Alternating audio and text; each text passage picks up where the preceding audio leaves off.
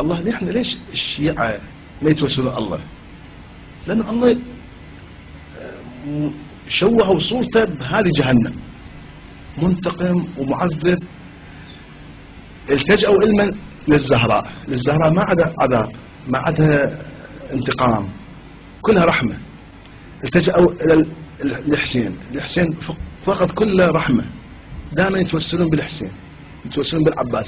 ليش ما يتوسلون بالله؟ لأن الله صورته مشوهة عند المسلمين، صورته مشوهة لأنه عنده عذاب. يعني صدام هم عنده ثواب هم عنده عذاب، يعني صور مثل صدام. بالنظرية الثانية سوف ترون أن هذه الجنة وهذه النار أساسا خلاف العقل.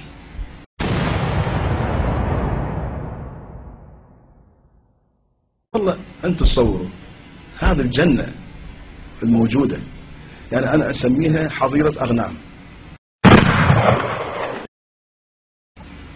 أنا أسميها طاولة مال مطاية، يعني فقط أكل وشرب وزواج وشرب خمر، يعني أي معلم من معالم الإنسانية ما موجود. فالإيثار مثلا إبداع، شغل، أمومة. حتى الأم مسكينة هناك ما تقدر تولد، لأن الولادة بها وجع، وأنه الجنة ما بها وجع، بس ناكل ونشرب شنو؟ لأن هاي فقط غرائز حيوانية. هاي الغرائز الحيوانية دول الهمج العرب الجاهليين كانوا يكيفون عليها. احنا قطعا إذا الله قال لي اطلب للجنة، أنا أول من يرفض دخول الجنة، وبل أفضل دخول النار.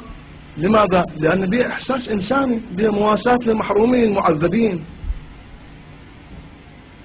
أنا بالجنة شو أسوي؟ زين يومين سنة سنتين قريبين طبعا لما يشوفون حرير وسندس وكذا، حور عين للنساء ماكو.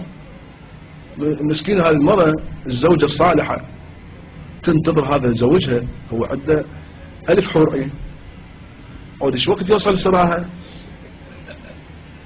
هي ما عادها لازم تنتظر 1,000,000 سنة، وكل مرة يجامعها بالروايات يقول 500 سنة. زين 500 سنة هو 1000 وحدة أقل شيء.